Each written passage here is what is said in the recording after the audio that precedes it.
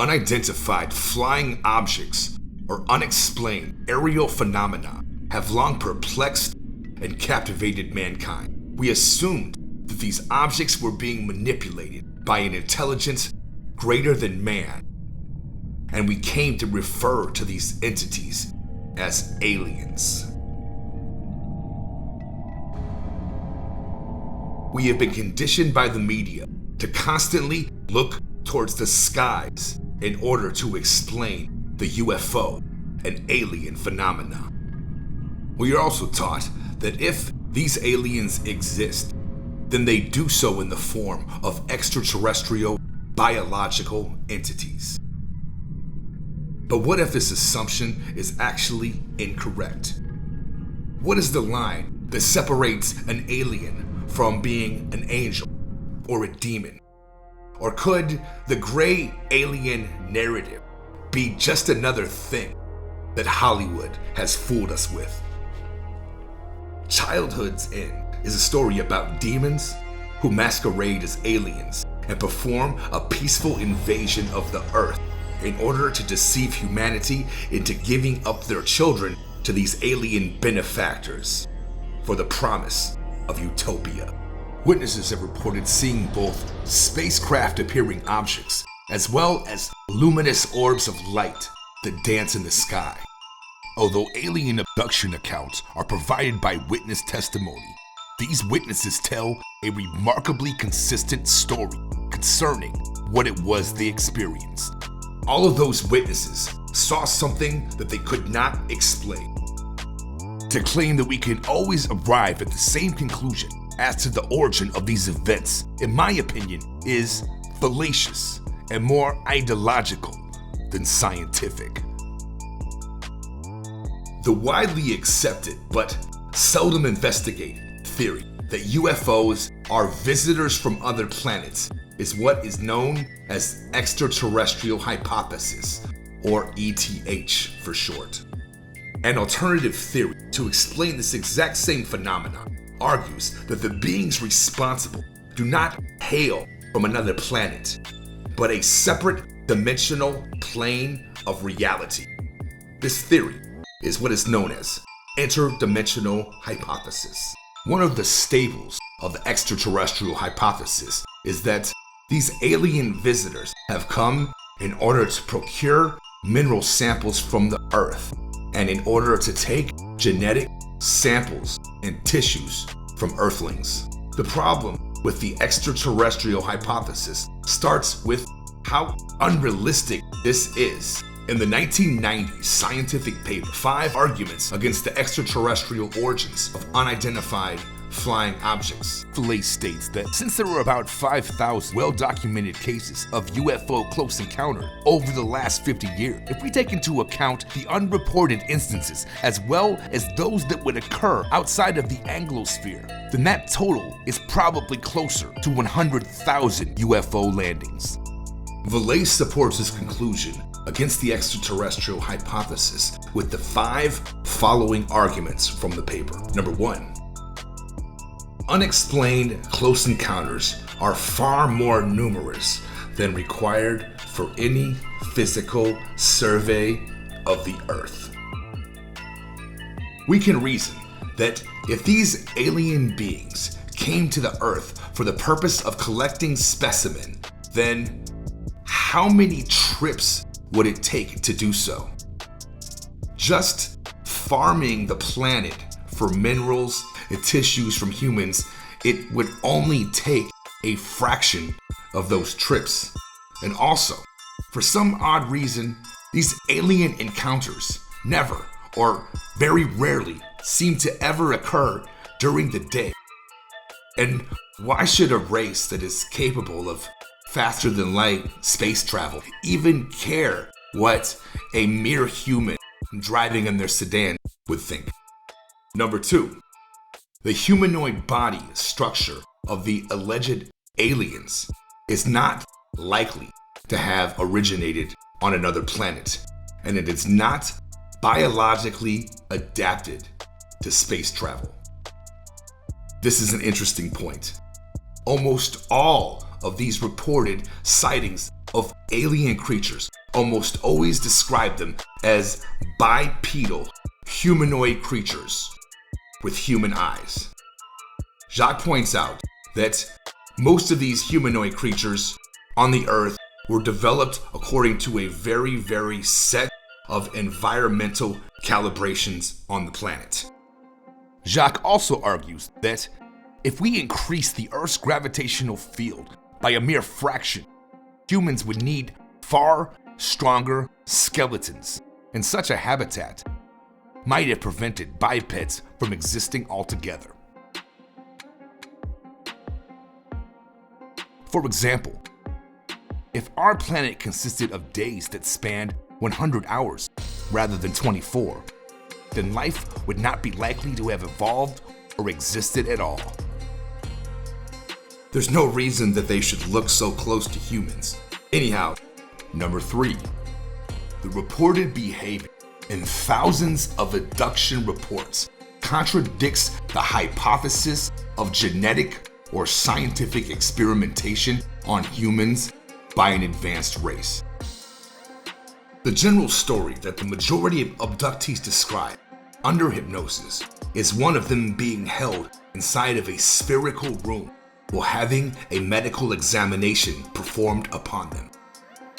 The problem, Jacques argues, is that even using current Earthling technology, is that for a doctor, it is easy to gather blood, sperm, or tissue samples without inducing any form of trauma. Also, if they simply wanted these tissue samples, they could easily procure them in sperm or blood banks. If any form of tissue collection is needed, as is the official story, then there's just simply no reason to subject humans to what was reported they were subjected to. Number 4, the extension of this phenomenon throughout recorded human history demonstrates that UFOs are not contemporary phenomenon. Jacques Vallée pointed out that humans had been visited by sky vessels and airships going all the way back to the 9th century. But in the modern era, they switched to collecting tissues and DNA, and that it was as if they were adapting their form and methods in accordance with our expectations. Number 5, the apparent ability of UFOs to manipulate space and time suggests radically different and richer alternatives.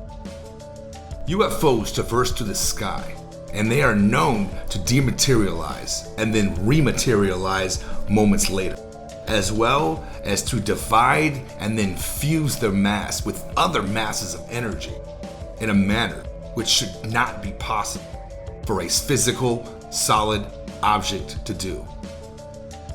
Another interesting observation from Vallée was regarding the time of day pattern in which UFO close encounters occur, this being almost exclusively during the night, in what Vallée calls the nocturnal character. If these supposed aliens are so much more advanced than us, then why can't they remain undetectable in the first place? And why should they even care if some inferior race sees them? If the spiritual, or should I say, non-material theory of UFO activity is correct, or at least partially, it would mean that many of our assumptions about the nature of our cosmic existence have been woefully lacking. It would also lead us to question whether this narrative was seeded in order to lead us away from some other deception. Upon looking at the evidence, even Jacques Vallée concluded that the UFO phenomenon was probably a cover for something else. And it's likely that it's usually something that's more fantastic than whatever the thing they're trying to cover up is, or salacious or whatever, but what could be more fantastic than the UFO theory? Put it in the comments. But this ideological and dogmatic usage of science is all of the rage today. There is a strange nexus that tends to form between scientists and practitioners of the occult. And wherever it seems to form, it seems that the gray aliens are not far behind. Jack Parsons was a rocket scientist who invented the first rocket engine, pioneered multiple forms of rocket fuel, and founded the Jet Propulsion Laboratory, which would later go on to become NASA. The interesting thing is that Jack was a ceremonial magician, an occult author, as well as an acolyte of the famous black magician Aleister Crowley. Jack Parsons met with Aleister Crowley as well as L. Ron Hubbard, and they engaged in large sex magic orgies. Sex magic purports to harness sexual energy created through the climax in order to utilize some sort of intended purpose. Later on, Parsons' participation in these illicit activities would lead to him being fired from the Jet Propulsion Laboratory. Later on, while handling explosives for another job, Parsons accidentally blew himself up and died at the age of 37. Another interesting story from this strain of research involves the time that Parsons spent with Aleister Crowley within the secret society Ordo Templi Orientis, which was the lodge from which the aforementioned sex magic rituals were practiced from. During one of these rituals, supposedly, Crowley and Parsons were witnessed opening dimensional gates, allegedly by tearing a rift through the empty space in the ether. It was believed by both men that they were creating a gateway to a spiritual plane comprised of non-human intelligences. It was said that Crowley had closed the gate during a previous enactment of this ritual, but when Parsons tried to duplicate the same ritual, he was not experienced enough to perform it properly, and thus he created a gateway that he was unable to close. Some theorize that this gate has remained open since 1946 and has allowed for the unchecked passage of malevolent spirits into the realm of man. Some people would even go as far to suggest that the entire UFO phenomenon was predicated upon this apparent global catastrophe. I'll admit though, blaming thousands of different events on one scarcely footnoted story about summoning demons, it's not even just far-fetched, it's all the way out there. But it's at least an interesting idea, and wait till you see what these supposed entities looked like. It's also true that we did not have hardly any UFO sightings prior to World War II, which ended in 1945. And this supposedly occurred in 1946. So there really were no sightings before that. Something changed. They say it was because we detonated a nuke, but who knows? Before I go down that rabbit hole, let me get back to the actual story. If you're not already familiar with Aleister Crowley, he was believed to be the wickedest man to ever live, and he went by the moniker the Beast 666. And he was also one of the most influential black magicians to ever live. Supposedly, Aleister Crowley perfected the ability to communicate with a spiritual-based entity, which was referred to by the name of Lam. Not Jesus, the Lamb, L-A-M-B, but Lam, L-A-M, which actually means the way in Hinduism. The strange thing about this entity was how similar it looked to the descriptions that have been given to extraterrestrials, particularly those that are known as the gray aliens. Reportedly, Crowley had conjured this entity called Lam while undertaking a magical agenda, which he called the Amalantra workings. The Amalantra working were a series of magical rituals intended to allow communion and even the physical manifestation of entities like Lam. These beings are said to be able to share a litany of secret knowledge which was pulled from a forbidden arcanum never meant for the realm of man. Supposedly, the bit about Jack Parsons summoning Lam in Area 51 was found in one of their personal diaries. However, I have looked and I have searched for a proper footnote or reference to this, and I am still looking. So it also really kind of contradicts Jacques Vallée's theory that these intelligences are evolving their shape in order to meet our expectations. We don't have answers on this. The only thing that we can really be certain about is the fact that there does seem to be a deception going on, and we need to make peace with what we can and cannot know. There might be a very good explanation for all of these things, but if anything close to what I am suggesting were actually occurring, would we expect that the United States government would be open and transparent about it? Much of the time today, it seems like our government would rather shield us from an unpleasant truth rather than expecting that we're capable of such mature level thinking. Sadly, I think the current crop of the ruling class that we have would be far more likely to try to figure out how to weaponize or profit from such a scenario. Disclosure would be one of the last things that I would expect. Jacques Vallée felt that the UFO phenomenon was actually a smokescreen intended to pose as a cover story and distract from what might be an even more fantastical story.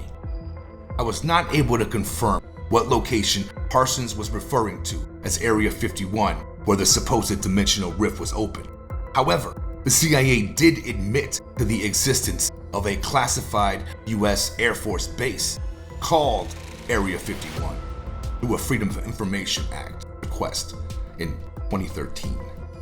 Any of these events are indeed true, then we would expect the existence of some kind of classified government entity who is in charge of dealing with these spiritual and extraterrestrial threats. Strangely, there have been a lot of reports what Hollywood has come to refer to as the Men in Black. Let's go deeper down the rabbit hole, shall we? Another proponent of the interdimensional hypothesis, John A. Keel, believed that most of what was being reported as alien encounters was actually the work of spirits and demons. One of Keel's most famous books is called The Mothman Prophecies, and it was spun off into a movie that was loosely based upon his book. This starred Richard Gere, and sadly, it was a very poor reproduction of the book. It does get a few things correct, and it's probably worth watching one time. This mind-bending story in question concerns a variety of unexplainable supernatural events which took place in the tiny community of Point Pleasant, West Virginia.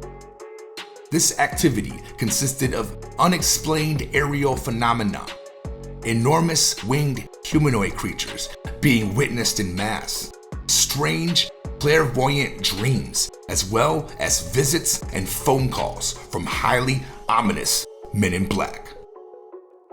This book was called The Mothman Prophecies because they also deliver premonitions of tragic events that will happen in the future. Therefore, the presence of these aforementioned winged creatures is often seen as a bad omen. Well, the fantastic and tabloid nature of this story makes it easier to dismiss simply out of cognitive dissonance. Upon a closer investigation, it becomes clear through the sheer number of sightings and reports that this likely goes beyond simply just superstition and the seeking of notoriety.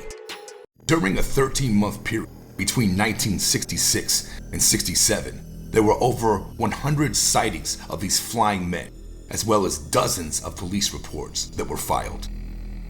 One of the most famous but terrifying of these sightings occurred on November 15th, 1966, and was witnessed by two couples who were joyriding in a location called the TNT area by the locals. Witnesses claim that they saw a dark humanoid figure with wings and enormous glowing red eyes at the site. They said that the creature was 6 or 7 feet tall and that it was able to spread its wings and simply take off from the ground. The group attempted to retreat down Route 62, but were pursued by this wing-flying creature overhead. The creature was able to easily keep up with the car, and they began gliding closely while scratching and pummeling the roof of the car in an intimidating manner. Even after traveling well over 100 miles per hour, still, the winged creature had no problem keeping pace with the black 1957 Chevy. For some reason, when they reached the edge of town, the creature stopped chasing the car and vanished into the abyss. Although the two couples, Scarberry and Millette, terrified, they decided to report these details to the local sheriff. The story spread to the media and widely became reported as the event that was the basis for much of the Mothman fandom. Between 1966 and 1967, many other motorists reported similar stories of being chased by large winged humanoids that were capable of flying parallel with vehicles on the interstate. Some have even reported that these creatures seem to fly without even flapping their wings. Another notable sight occurred on the night of March 5th, 1967, when a Red Cross bloodmobile that was carrying a large amount of blood that had been collected throughout the day caught one of these creatures' attention. The winged beast flew aggressively close to the speeding vehicle and only retreated when confronted with light from additional vehicles from the oncoming lane appeared. In addition to this attack, another interesting thing that John Keel noticed was that a large number of the women who shared similar stories seemed to have it occur during their monthly menstruation period. This made some wonder if this somehow was a clue into the nature of these creatures. In addition to the Mothman creatures, the Point Pleasant residents also claimed to see many UFOs and unexplained aerial phenomenon, and they claimed that they were often visited by the Men in Black after such a sighting. The name Men in Black was coined by Jonathan Keel. Allegedly, these Men in Black wore immaculately tailored suits and drove classic luxury cars that always appeared to be in mint condition. They also are said to speak and act in a manner that most would describe as non-human. Their movements and voices are very different from most humans, and they have been known to try to drink Jello, as well as to appear as though they do not know how to use a table knife. They are often said to have information about witnesses that they should not possess, information which they have shared with no one else. Some stories even claim that they have been able to tell exactly what coins a person sitting across the room had in their pants pocket, and that they were able to make one of those coins vanish, claiming to the witness that the said coin would never be seen upon this plane again. In addition to the physical sightings and visitations that occurred, many Point Pleasant residents also claimed to have disturbing nightmares that were related to these sightings. Numerous residents from Point Pleasant warned John Keel about an impending disaster on the Ohio River. These warnings turned out to be a premonition of the Silver Bridge collapse disaster, which would occur exactly 13 months after the first initial Mothman sighting. In an interesting coincidence, it seemed that the load-bearing steel pen that was numbered 13 was actually where the structural failure occurred. Some witnesses also claimed that they even saw Mothman-like creatures underneath the bridge before the collapse. A total of 46 lost their lives in the Silver Bridge collapse that day, but afterwards, all of the aforementioned spiritual activity suddenly just went dark. After December 15th, 1967, the reports from Point Pleasant residents all stopped. No more reports of Mothman, UFOs, nor Men in Black. There were at least 100 reports filed between 1966 and 1967, and they all just stopped on one day.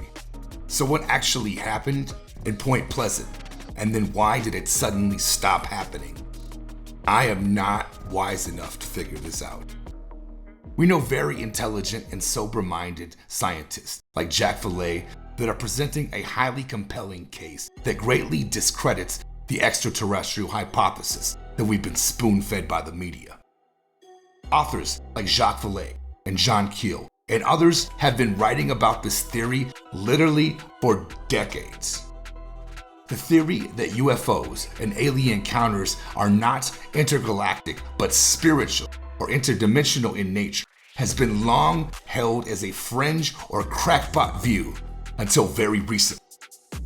With recent political events reminding many of the last chapter of the Bible, many have begun to embrace and gravitate closer to some form of the interdimensional hypothesis. Many believe that these alien entities may very well be the same as the fallen angels mentioned in the book of Enoch. If you're not familiar with that book, I did a video on it, so check it out. When we examine the evidence-based arguments of the aforementioned events, then we can confirm a few things at least with relative certainty. For instance, alien and UFO close encounters involving some form of medical analysis have been occurring in large numbers for quite some time. And the ET explanation of these events has numerous problems. From this conclusion, it's not difficult to deduce that this one-size-fits-all explanation may be a red herring for something else.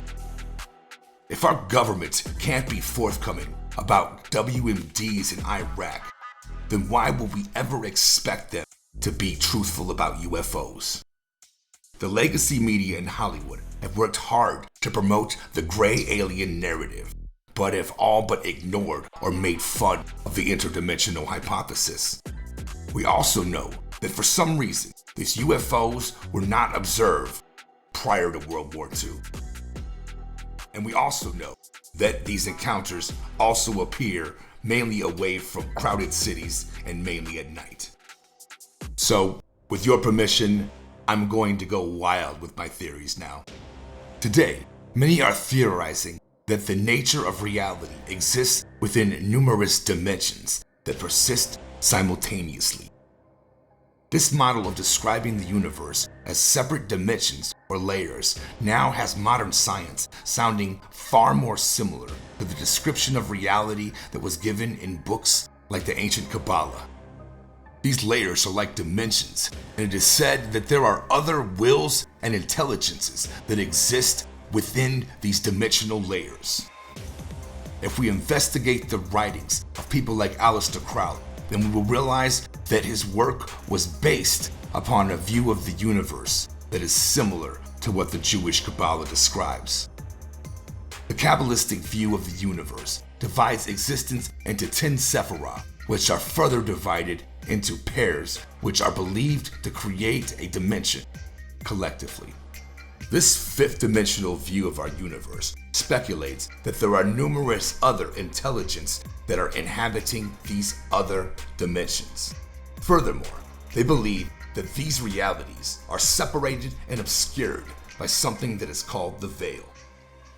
Many works of magic are geared towards making this veil thinner. Could something like this possibly explain how the rituals that Parsons and Crowley engaged in might have actually caused these gates to form? Now, I'm going to admit, a lot of these ideas are very far-fetched, and they're probably not all correct. But when the ET explanation fails us, then what else are we left to speculate with? These alien encounters were all very real for the people who experienced them, and there is a good quantity of peer-reviewed, vetted data that at least authenticates these people's accounts. This is usually obtained through hypnosis. If we conclude that Jacques Vallée's assertion that the UFO phenomenon is really a deception for something else, then what would the something else that they're trying to hide be?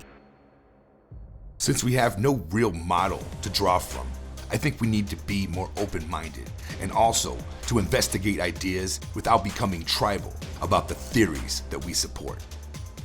If we look at many of the world's most prominent elites, there is a strange strand of occultism that permeates through places like Bohemian Grove, the symbolism of Washington, D.C., as well as many other notable places. All of this fits like a glove with the aforementioned rituals of Aleister Crowley. And while I don't have time to go into all of that now, I would invite you to research this for yourself. I also have a video on elite symbolism if you're interested. Incantations associated with the occult often involve communing with spirits, who might be called demons. The description of the Mothman is strikingly similar to the descriptions that have been given of demons since the Middle Ages. Demons are typically described as being winged humanoids who delight in the torment of men, which is very similar to the Mothman. As far as the Mothman and all the associated activity, I have no idea why it decided to concentrate in Point Pleasant and why it happened for only 13 months. However, 13 is a very notable occult number, especially with certain illuminated groups. Perhaps the Men in Black, as well as the Mothman, are not aliens, but something that came from another dimension that was somehow accidentally allowed into our realm. When you think about the problem of never being able to get to a potentially habitable alien planet, even while going light speed, does it make more sense that these things came from another dimension or they came from a spaceship? You tell me. It might be possible that there are alien visitors in the traditional sense, as well as humans with classified UFO tech, as well as demons that look like aliens, all going on at different times simultaneously. This one-size-fits-all extraterrestrial hypothesis for labeling every single one of these events as such has got to go. What do you guys think about all of these nutty theories? Put it all in the comments below. Thanks for watching. Peace.